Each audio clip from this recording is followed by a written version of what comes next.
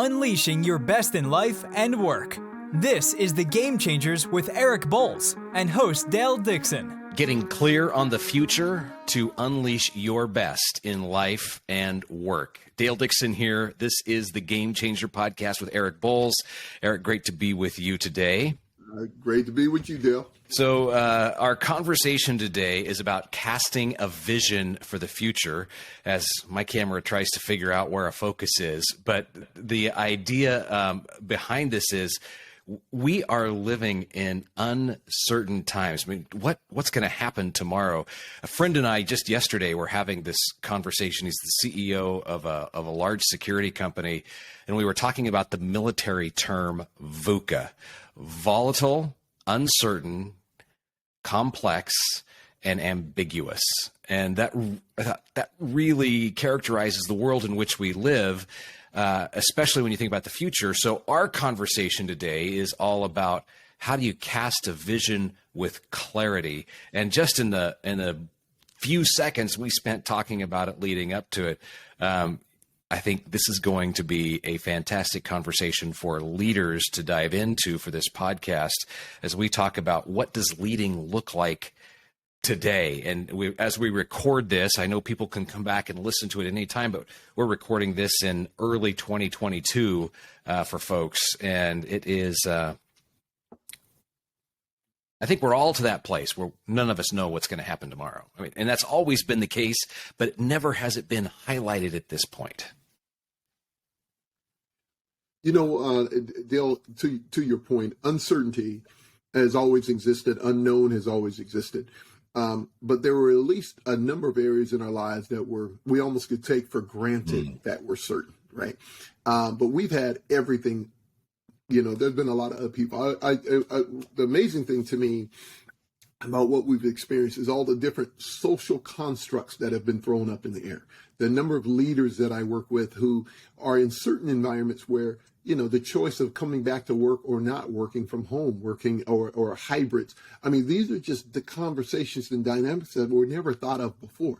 Like some of the levels of uncertainty where, you know, we don't know what it'll look like in a couple months. We have to make decisions based on some certainties, but when we don't know what those are, what in the world, right? And so one of the things that is really important for leaders to be aware of is that their attitudes, more important than their beliefs, they're contagious. I actually heard a great line when I did a ton of work with USA Insurance, and I'm going to mention them quite a bit today because of the work I got to do with General Robles, who at the time was the CEO and chairman there at USA Insurance. But they said, if you walk in the general's tent and he's crying, then we're all in trouble, right? So that simply means when the general can't see the future, and then what's happened with the rest of us. And so anyways, as we go forward, you know, those are the specific things we want to equip everybody listening today to be able to do. How do I add a little more? How do I turn the unknown into more of the known, you know, and that's some of the process we're walking through. Okay. So I immediately, before I lose this question, I think what you're saying is, are you a thermostat or are you a thermometer as a leader? So are you going to set the temperature in the room or are you going to reflect what's happening? And that's an interesting balance as you work to be that real authentic leader and have honest conversations about the challenges that we're facing in this business without it creating a level of fear, a heightened level of fear, or too much fear and anxiety in the team. Mm-hmm. Yeah.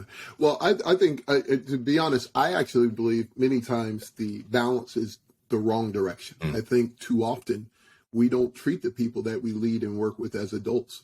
So we water down and when that's happening, you're removing urgency out of the equation.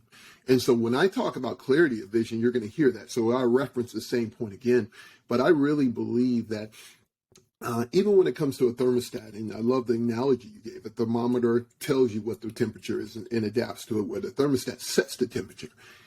But the thermostat also pays attention to what the temperature is. The thermostat doesn't pretend that it's hot when it's cold. It was like, it's cold, let me do something about it. That's what we're saying about leaders, that, hey, you're not just being thrown in the wind. You can do something about it. And part of doing something about it is getting it clear about, what do I want the temperature at?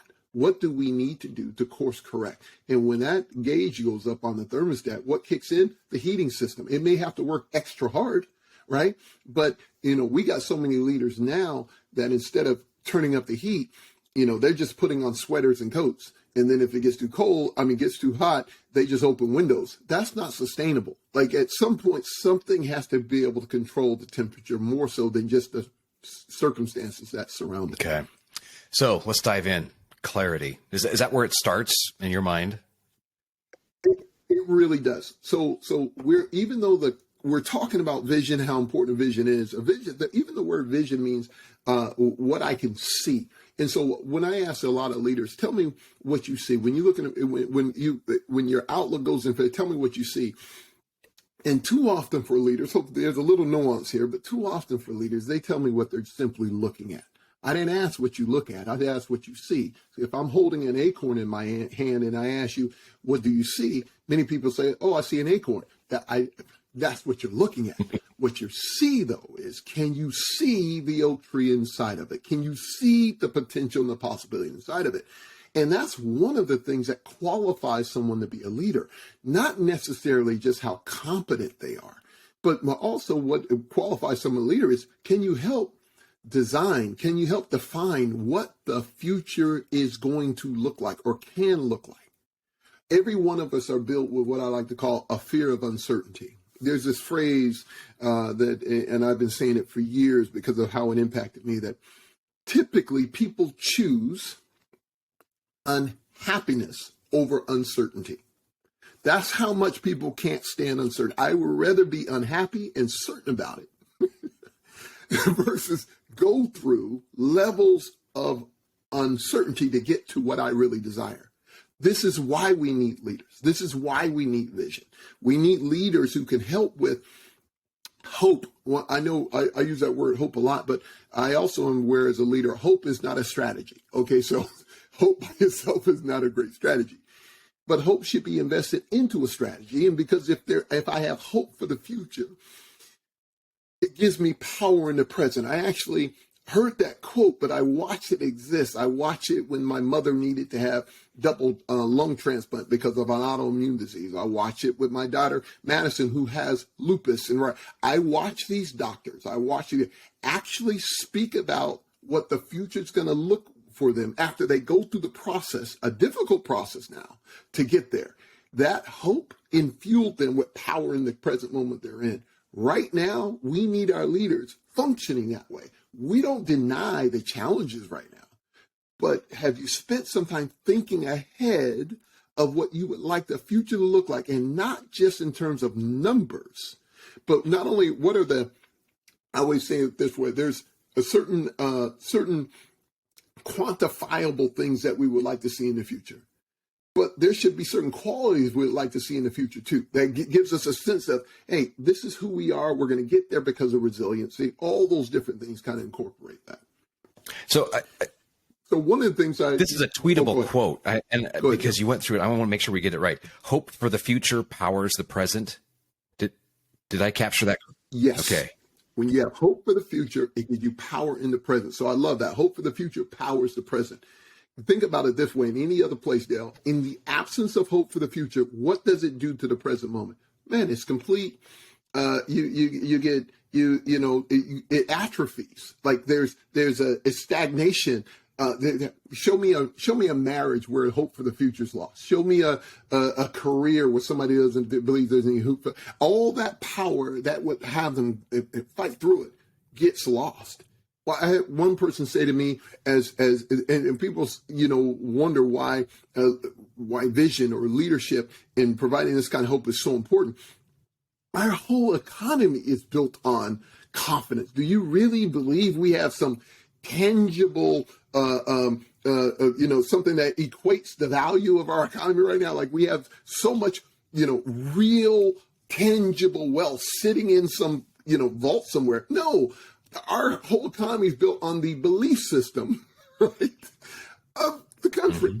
And whoever can help facilitate enough hope, that's how valuable it is. Well, in business, many times, sometimes the most intangible thing, the most valuable thing that you have is something that's intangible, which is, can you provide hope, belief? I always say great leaders are dealers in hope. That's what they do. They are able to create hope. And I'm not talking about fake hope. Like we said earlier, in using the thermostat analogy, we don't have to deny or pretend difficult circumstances aren't there. No, we're saying in the midst of those difficult circumstances, can I look at my leader, and because I see my leader and see their confidence, that transfer over to me and saying, we still can do this. We got this. We can get through this and get to the other side.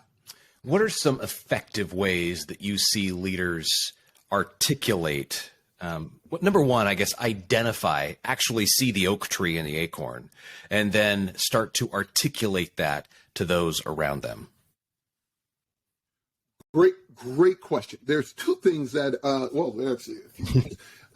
But if I were to really challenge a leader, I ask leaders all the time, tell me what better looks like. And they're like, oh, that's a great question. I say, it's a challenging question. It's time you have to spend on purpose, thinking ahead, seeing ahead. Okay, what do I want this to look like? That is that's time spent by yourself writing that out. And I don't care how far you want to go. A year from now, if we're sitting here a year from now, I ask this of leaders, if we're sitting here a year from now, what's taken place in that time that has you overjoyed about the result? What has taken place at a time that has you extremely happy about the result? So it gives them a chance to look back. Even though we're sitting here today, I want you to project ahead and imagine where they are a year from now. And you need to tell me not only what that looks like, but what that got you fired up, or what excites you, what gets you going. The reason that's so important, especially for a leader, if I'm not thinking that way, I don't have to do that to describe current circumstances or the difficulty of right now. I say all the time, now is so powerful, it blinds me of what's going to take place later. But as a leader, I need to flip this. Hopefully this makes some sense. I need later to have more influence on what I do right now. Not what I'm doing right now is going to dictate what happens later. We know that. But I actually have to spend time on my mind, allowing what I want to see later. And that has to influence me enough and influence me where it actually influences what I do right now, and also influences what I communicate right now, what I talk to my team about right now. Everything is tied to getting to that image that I spent time thinking about here. Hopefully that makes some sense. Man, this gives me chills, because that was such a better articulation than focusing on the important versus the urgent. The way you laid that out in focusing on the future and letting the future dictate your actions rather than the present circumstances is, the urgent is the present circumstance that I've got to deal with right now. And we lose focus. Yeah. If we were thinking clarity, we lose focus on the future, which should be dictating our actions as leaders. And that's what separates leaders from everybody else. So, everybody else, if you're a leader, you have to work with everything in your power, not to be some marionette doll where streams are connected to you and current circumstances dictating how you function. Right? That's the complete definition of being not only a victim, but being a thermometer, right? Like, okay, it takes no leadership for that. It takes leadership to sit down and go, no, these are our current circumstances, but this is where we're going to end up. Where I want us to end up has to influence what I do right now. Also, it influences what I do, and it also influences what I don't do. It influences what I pay attention to. It also influences what doesn't matter. And so too often people are like trying to make priorities and like we talk about what's important, what's not important, all those stuff. But what is that anchored to? Like I hear with companies all the time. I sit with a group of leaders, executives. They tell me about their vision. And I think that's great. They tell me about their goals. They're telling even about their quarterly objectives. I go, fantastic. I said, now show me your calendar. They go, what? I said, show me your calendar. Show me your activity. Show me how where you want to go is influencing what you choose to do every day, what you choose to focus on. You guys have meetings where people are making presentations to you that have nothing to do with where you're trying to go. There's a capacity issue there. So you can't sit here and tell me your vision matters. Vision should have an influence, an impact on what we do every day. But more importantly, you should be able to see it as a leader of this is where we're ending up. I tell you a quick story. I'm talking about clarity, and sometimes I like to break clarity down, and I give you the 5 steps here in a second. But a gentleman who had a huge influence on me just from a story, example, let me change that, not a story or example, but actually his actual life, like a decision he actually made. His name was Michael Phillips, and at the time he was the CEO for Frank Russell, and Mike had been the CEO for them for a period of time. They ended up being acquired, I believe, by big insurance company. But anyhow, when Mike was the CEO, I still, obviously you have the Russell Index. They're known at the time for how influential they were in the financial industry globally. And I'm walking with Mike. He takes me on the floor, on the trading floor. He takes me all around. I get the chance to see all they do. And come to find out, Mike's like, yeah, and I'm in the process of retiring. Well, Mike wasn't that old. So I was like, in his 50s, I was like, why are you retiring? First of all, what you do, the impact you have, how well respected the company is, you're being the face of it. All the things that come along with that. Best line I ever heard. He says, Eric, where we are right now, I had envisioned 5 years ago, 10 years ago. And I was like, okay. He goes, where we're going to be in 5 years, I can't see. And if I can't see it, I shouldn't be in this role. Oh my gosh. I was like, wow, Mike, that you don't hear that very often. That he goes, my job is to see far enough ahead, not the other way around. I find too many leaders. I don't believe there's anybody listening who functions this way, but please hear me when I say this. I find too many leaders who function similarly to you remember Hagar the Barbarian? It was this little comic strip that used to go around. And on one of the strips, it has Hagar's men going away, with their swords out. And Hagar's standing behind him going, hey, tell me where you're going so I can lead you there.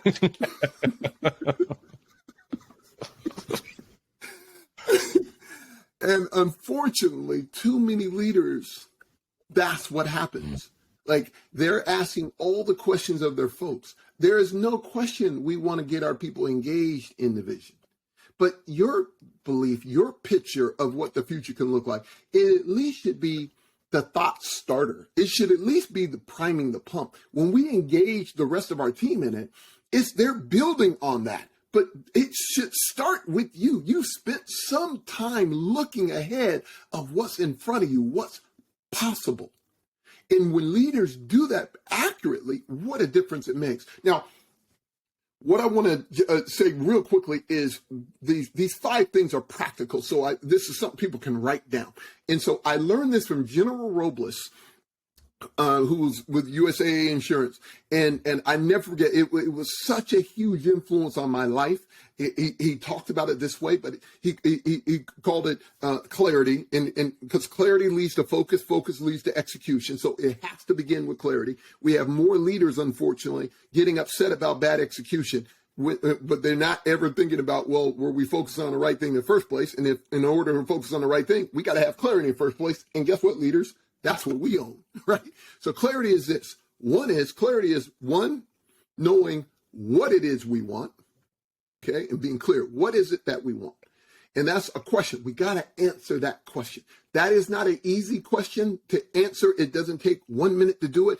You got to be thorough. What does, it's my question, what does better look like? Or what do we actually want, right? Number 2 is answering, why do we want it? Now, the reason number 2 is so critical to all the leaders hearing me right now, this is why number 2 is so critical. This is not only important for you to answer number 1, and it's important for you to answer number 2, but it's also important for your people to be able to be clear about number one, and then join you in the conversation about why it's important. This is what elevates our engagement into the vision. This is what makes it shared. This is what elevates, I always like that, this multiplies intelligence. This engages us. Now we know the why behind what we're doing versus just doing something. Now, number three is, how are we going to do it?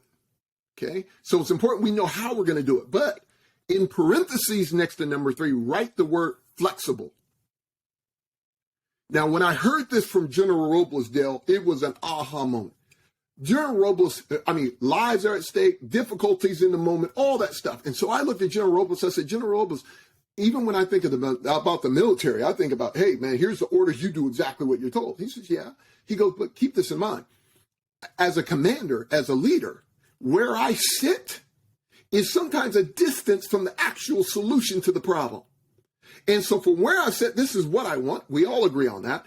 Why we want it, we all agree on that. But how we're going to do it, that has to be owned by everybody involved. So as long as we all got what and why together, our hows don't all look the same. So how I do it sitting at my level, we need to win that hill. Great. And this is how we're going to do it. I'm not the best one to be able to describe how we need to do it. He goes, we got people closer, officers and soldiers closer to the problem, who have a better idea. They can find better solutions than I can. Now, I'm going to tell you, it's still getting done, because the reason why we need it done is super important. But the how must be flexible. Now, Dale follows here. This was so good. I said, so give me the reasons for the how, something practical. He gave me the best answer ever. He says, oh, it's real simple, Eric. I said, what's that? He goes, the enemy gets a vote. He says, the enemy gets a vote. The enemy's a variable in the equation. So if we try to tell you how you're going to do it, and you get on the field, and all of a sudden the enemy gets to influence whether you're successful or not, guess what? You might have to adjust. So if we don't add flexibility to it, all of a sudden we got a problem. I used to say all the time, even in my playing days, man, I'm telling you, the play we drew up looked great in the locker room. But once I got on the football field, guess what? The great Reggie White is really good. Deion Sanders is a really good cornerback. I know the play looks like if it's one-on-one, you have nothing to worry about. But based on who's covering you, we might have to adjust our plan, right? Now, in this vision of clarity, that is exactly what we're really challenging leaders to do, is keep that in mind. You got to be flexible. The enemy gets a vote. Think about the world we live in right now for our leaders, Dale, right? The pandemic gets a vote, man. Your competitors get a vote. Mm-hmm. There's so many variables that get a vote. Now, your what and your why don't need to change, but your how has to change. Now, and not to make this too long, but for some organizations, we got leaders so committed to the how, and so committed to how that they spend very little time talking about the what and why, or allowing their people to understand the what and why. Their people are like, I'm just doing what I'm told. What happens when you have to change what's being done and you tell your people, okay, I need you to do it this way? You're going to get pushback because they're like, you just told me to do it this way. Now you're telling me to do it this way. Well, they were never connected to the strategy or the understanding of it in the first place. If they were, they'd be looking for new ways to do it even more effectively. But that's not happening enough. Okay. So number 4 is around clarity, is benefits. We got to identify all the benefits that come when this thing is when this is accomplished. And that can't just come from the leader. Everybody involved is identifying organizational benefits, personal benefits, all that stuff. What that is doing is building up our desire for that particular goal. There's a great quote, and I share it off, but there's a great quote by Saint Exupery. I think that's the priest who had Saint Exupery, and he says it this way. He goes, if you want to build a ship, do not go about, my translation, if you want to build a ship, don't go about it by grabbing wood and tools and giving your people the equipment to do it. First, help them fall in love with the immensity of the sea. Mm-hmm.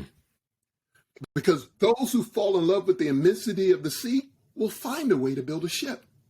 And so we too often, as leaders, we spend all our time hammering the task and not hammering the benefits and the why behind the task.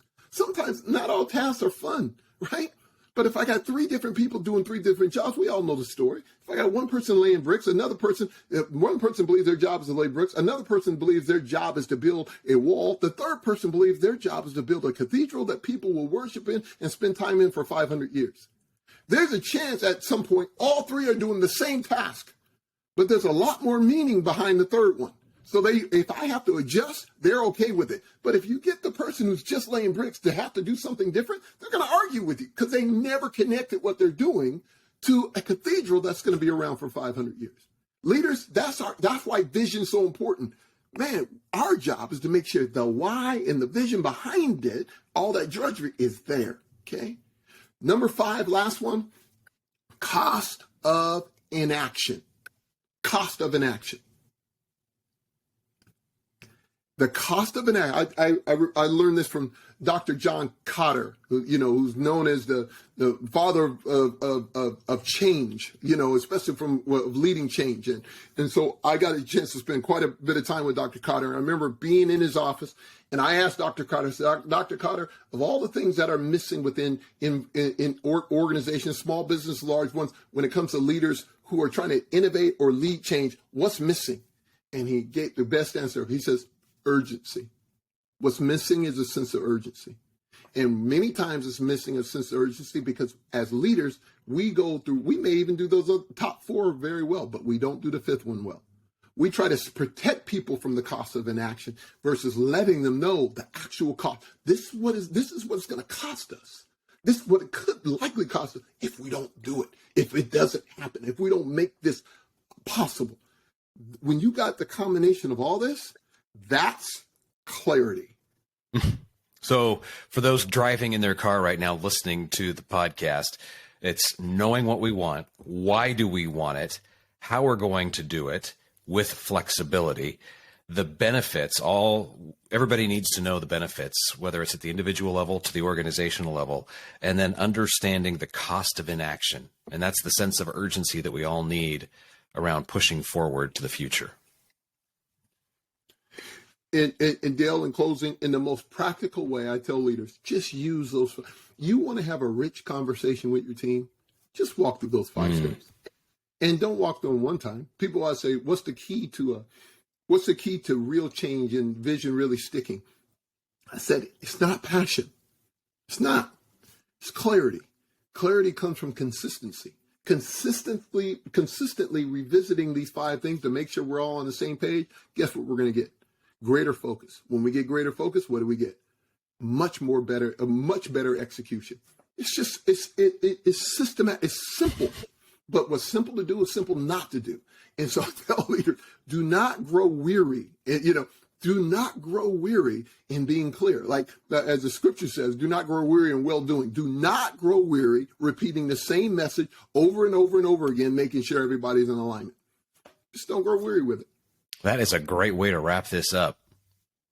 Keep on keeping on with clarity. With clarity. Okay. Fantastic. Well, hopefully this podcast has impacted you and you're walking away with at least 5 things to do. I've got a note card front and back with a number of things that I can be doing to get better around this idea of leading with vision and clarity. So thank you for all of that. If it has helped you, would you rate and review the podcast? If you're watching on Facebook, would you give it a thumbs up?